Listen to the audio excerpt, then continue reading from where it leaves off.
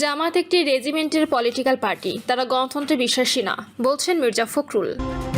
বিদ্যুৎ না থাকায় বাসার বাইরে বসেছিলেন ম্যাজিস্ট্রেট, কুপিয়ে জখম করল ডাকাতেরা। স্থানীয় সরকার নির্বাচনের প্রস্তুতি, বিএনপির অপেক্ষায় এগিয়ে জামায়াত, আওয়ামী লীগের নেতাদের অংশগ্রহণে ধোঁয়াশা। এবং সর্বশেষ জানাবো, সংসদে অশোভন বক্তব্য থামছেই না, কতগুলো এক্সপাঞ্জ হলো। দর্শক শুনছিলেন সংবাদ শিরোনাম, এবার জানিয়ে দিব বিস্তারিত সংবাদ। তবে তার আগে অনুরোধ থাকবে ভিডিওটিতে একটি লাইক দিন এবং ভিডিও সম্পর্কে আপনাদের গুরুত্বপূর্ণ মতামত কমেন্ট করে জানিয়ে দিন। জামাত একটি রেজিমেন্টেড পলিটিক্যাল পার্টি, তারা গণতন্ত্রে বিশ্বাসী না, বলছেন মির্জা ফখরুল। জামাত একটি রেজিমেন্টেড পলিটিক্যাল পার্টি, তারা গণতন্ত্রে বিশ্বাসী নয় বলে মন্তব্য করেছেন স্থানীয় সরকার, পল্লী উন্নয়ন ও সমবায় মন্ত্রী ও বিএনপি মহাসচিব মির্জা ফখরুল ইসলাম আলমগীর। তিনি বলেন, শহীদ রাষ্ট্রপতি জিয়াউর রহমান বহুদলীয় গণতন্ত্র প্রতিষ্ঠা করেছিলেন এবং খালেদা জিয়া সংসদীয় গণতন্ত্র চালু করেছিলেন, তাই গণতন্ত্র নিয়ে বিএনপিকে প্রশ্ন করার সুযোগ নেই। মির্জা ফখরুল বলেন, বিএনপি একমাত্র দল যারা গত 50 বছর ধরে গণতন্ত্রের জন্য লড়াই সংগ্রাম করে আসছে। জনগণের সমর্থনে বিএনপি 2/3 ভোটে নির্বাচিত হয়েছে, সুতরাং বিএনপির ব্যাপারে গণতন্ত্র নিয়ে প্রশ্ন করতে গেলে সেটি সমীচীন হবে না।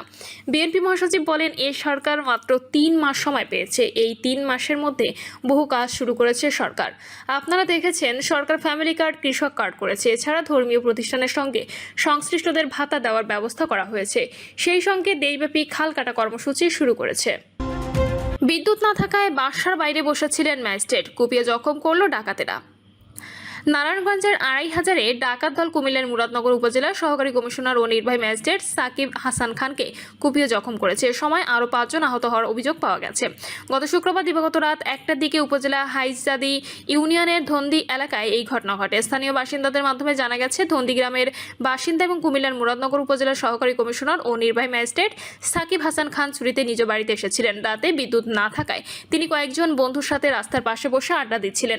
এ সময় 10 থেকে 12 জনের একটি ডাকাত দল তাদের উপর হামলা চালায় এবং সব ছিনিয়ে নেয়।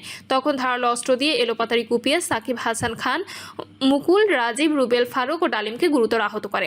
আহত ব্যক্তিদের চিৎকারে আশপাশের লোকজন এগিয়ে এলে ডাকাতেরা দ্রুত পালিয়ে যায়। পরে আহত ব্যক্তিদের উদ্ধার করে 2500 উপজেলা স্বাস্থ্য কমপ্লেক্সে নেওয়া হয়। সেখান থেকে উন্নত চিকিৎসার জন্য তাদের ঢাকায় পাঠানো হয়। 2500 থানার ভারপ্রাপ্ত কর্মকর্তা মোহাম্মদ সফজল হোসেন বলেন, ঘটনার খবর পেয়ে পুলিশ ঘটনাস্থল পরিদর্শন করেছে। লিখিত অভিযোগ পেলে তদন্ত সাপেক্ষে প্রয়োজনীয় ব্যবস্থা নেওয়া হবে। স্থানীয় সরকার নির্বাচনের প্রস্তুতি, বিএনপি অপেক্ষায় এগিয়ে জামায়াত, আওয়ামী লীগ নেতাদের অংশগ্রহণে ধোঁয়াশা। সম্ভাব্য রোডম্যাপ অনুযায়ী আগামী 2-3 মাস পর অনুষ্ঠিত হতে পারে স্থানীয় সরকার নির্বাচন। নির্দলীয় হলেও এই নির্বাচনে এক ধরনের রাজনৈতিক মেরুকরণ আছে, কারণ এতে জয় পরাজয়ের উপর সরকার ও বিরোধী দলের প্রেস্টিজ ইস্যু জড়িত। তাই নিজ দলের প্রার্থীদের জয় নিশ্চিত করতে মরিয়া হয়ে ওঠে সব পক্ষই।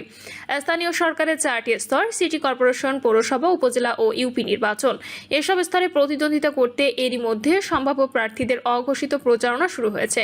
ক্ষমতাসীন দল বিএনপির একাধিক প্রার্থী সরব, যদিও তাদের প্রার্থিতা এখনও ঘোষণা করা হয়নি।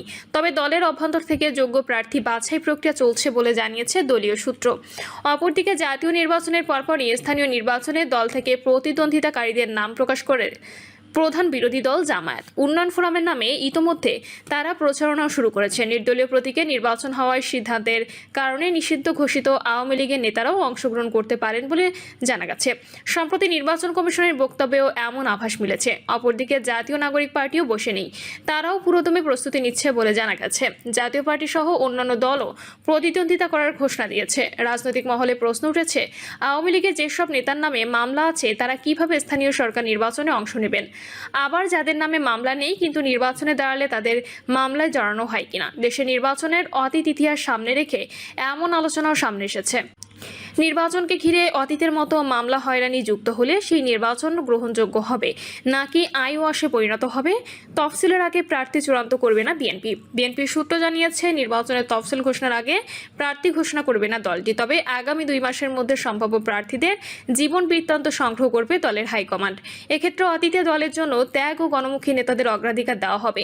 বিতর্কিতদের বিরুদ্ধে দলীয় অবস্থান থাকবে জিরো টলারেন্স। এ বিষয়ে দলের মহাসচিব ও এলজিআরডি মন্ত্রী মির্জা ফখরুল ইসলাম আলমগীর বিভিন্ন সময় মন্তব্য করেছেন। প্রার্থী ঘোষণা দৌড়ে এগিয়ে জামায়াত, স্থানীয় সরকার নির্বাচনে যেখানে অন্যান্য রাজনৈতিক দল প্রার্থিতা নিয়ে ধীরে চলনীতি অবলম্বন করেছে, সেখানে আগাম প্রার্থী তালিকা ঘোষণা করেছে প্রধান বিরোধী দল জামায়াত। দলীয় সূত্র জানিয়েছে, এরই মধ্যে বেশিরভাগ সিটি কর্পোরেশন, পৌরসভা, উপজেলা ও ইউনিয়ন পরিষদ চেয়ারম্যান পদে প্রাথমিক প্রার্থী তালিকা ঘোষণা করছে দলটি। অনেকে ইতোমধ্যে নিজের ছবি সংবলিত ব্যানার পোস্টার সাটিয়ে নিজের অবস্থান জানান দিয়েছে। এক্ষেত্রে সবচেয়ে এগিয়ে আছেন ঢাকা মহানগর উত্তরের আমির সেলিম উদ্দিন। উন্নয়ন ফোরামের নামে ঢাকা উত্তর সিটির মেয়র প্রার্থী হিসেবে গণসংযোগ ও সামাজিক কর্মকাণ্ড করছেন।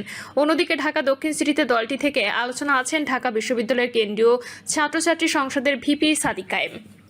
সামাজিক যোগাযোগ মাধ্যমে তাকে নিয়েও ব্যাপক প্রচারণা হচ্ছে। এছাড়া চট্টগ্রাম সিটিতে মেয়র পদে চূড়ান্ত প্রার্থী দলটির মহানগর সাংগঠনিক সম্পাদক ও সাবেক কাউন্সিলর শামসুজ্জামান হেলালি।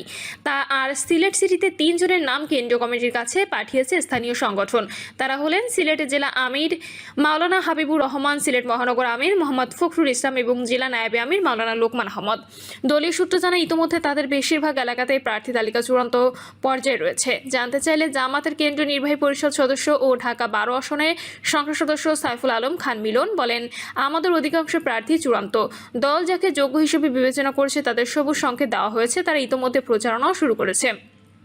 স্থানীয় সরকার নির্বাচনে অংশগ্রহণের জন্য ইতিমধ্যে প্রস্তুতি নিয়েছে জাতীয় নাগরিক পার্টি। তারাও বিভিন্ন জায়গায় আগামী প্রার্থী ঘোষণা করেছে। এর মধ্যে ঢাকা দক্ষিণে দলের মুখপাত্র আসিফ মাহমুদ সজীব ভুঁইয়া, উত্তরে যুগ্ম আহ্বায়ক আরিফুল ইসলাম আদিব ও কুমিল্লা সিটি কর্পোরেশনের মেয়র প্রার্থী হিসেবে জাতীয় যুব শক্তি সভাপতি অ্যাডভোকেট তারিকুল ইসলামের নাম ঘোষণা করা হয়েছে। এর বাইরে বিভিন্ন জায়গায় প্রার্থী ঘোষণা করা হয়েছে বলে জানিয়েছেন দলীয় সূত্র। নিষিদ্ধ আওয়ামী লীগ নিয়ে ইসির ব্যাখ্যা। এবারের স্থানীয় সরকার নির্বাচনে দলীয় প্রতীক না রাখার সিদ্ধান্ত নিয়েছে ইসি। এই বিধিমালা কার্যকর হলে নিষিদ্ধ রাজনৈতিক দল, আওয়ামী লীগের নেতাকর্মী সহ যে কোনো দলের কর্মী সমর্থকরা অংশ নিতে পারবেন বলে জানা গেছে। গত 10 জুন এই বিধিমালা প্রণয়ন কমিটির সভাপতি ও নির্বাচন কমিশনার আব্দুর রহমান আল মাসুদ সাংবাদিকদের বলেন, কোনো দল বাদ দেওয়ার মতো কোনো বিধান আচরণবিধি রাখা হয়নি। নির্বাচনে প্রার্থী হওয়া যোগ্য যে কেউ অংশ নিতে পারবেন। এ বিষয়ে গত 15 জুন জাতীয় সংসদের বাজেট অধিবেশনে স্থানীয় সরকার মন্ত্রীর কাছে বিএনপি বা সরকারের মনোভাব জানতে চান স্বতন্ত্র সংসদ সদস্য ব্যারিস্টার রুমিন ফারহানা। তবে এর কোনো সুস্পষ্ট বক্তব্য দেননি স্থানীয় সরকার মন্ত্রী মির্জা ফখরুল ইসলাম আলমগীর। এই প্রশ্নের উত্তর তিনি পাশ কাটিয়ে যান। কি হিসেবে অংশগ্রহণ করবেন আওয়ামী লীগ নেতারা? 5 আগস্টের পট পরিবর্তনের পর থেকেই নিষিদ্ধ রয়েছে ক্ষমতাচ্যুত আওয়ামী লীগের কার্যক্রম। ত্রয়োদশ জাতীয় সংসদ নির্বাচনেও তারা অংশগ্রহণ করতে পারেনি। তবে স্থানীয় সরকার নির্বাচনে দলীয় প্রতীক না থাকায় যে কেউ নির্বাচনে অংশগ্রহণ করার সুযোগ রয়েছে। নির্বাচন কমিশনের এমন বক্তব্যের পর আলোচনা হচ্ছে, তাহলে কি আওয়ামী লীগের পদবিধারী নেতারাও স্বতন্ত্র প্রার্থী হিসেবে প্রতিদ্বন্দ্বিতা করতে পারবেন? সেক্ষেত্রে তো নারায়ণগঞ্জে সেলিমা হায়াত, আইফির মতো বহু প্রার্থী সামনে আসতে পারেন। তখন সরকার বিষয়টিকে কিভাবে দেখবেন? তাদের স্বাভাবিকভাবে নির্বাচন করতে দেওয়া হবে নাকি মামলার আসামি হিসেবে হয়রানির মুখে রাখা হবে? এ নিয়ে সুনির্দিষ্ট কোনো ব্যাখ্যা নেই।